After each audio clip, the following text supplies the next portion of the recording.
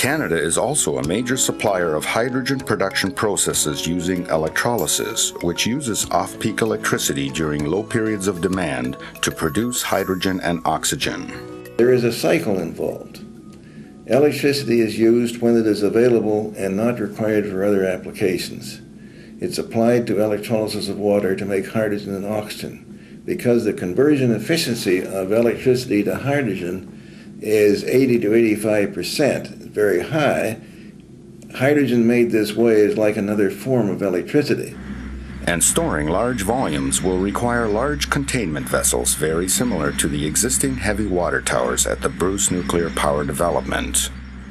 I believe that the human desire for a clean environment and a green planet will drive the hydrogen economy. I think the next century will see a return to nuclear energy as a major source of world energy. I believe that the new look at nuclear power will involve a much more careful and systematic approach. Over 40 years ago, the first commercial CANDU reactor was developed in Midwestern Ontario at Douglas Point by Atomic Energy of Canada Limited and Ontario Hydro. This was followed closely by the construction of the Bruce Nuclear Power Development, consisting of 8 CANDU reactors and 2 generating stations, as well as 4 heavy water plants. This transformed the impact area into a dormitory community. 15 years ago, the Ontario government, Ontario Hydro, and the private sector established the Bruce Energy Centre as an energy-intensive industrial eco-park.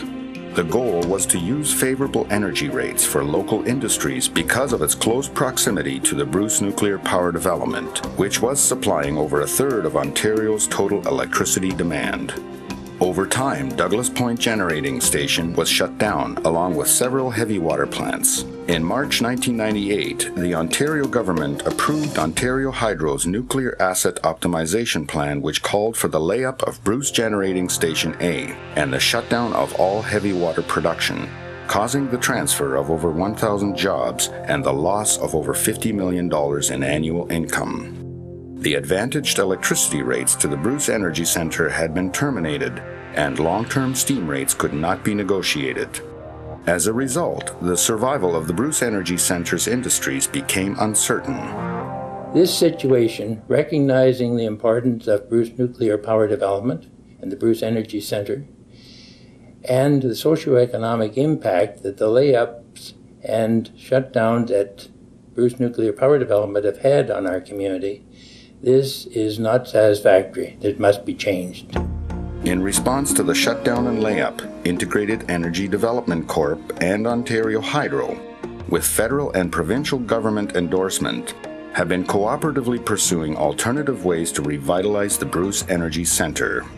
The results of a broad-based community survey confirmed that the Bruce Energy Centre is the most appropriate way to create new jobs and establish new industries for the impacted communities.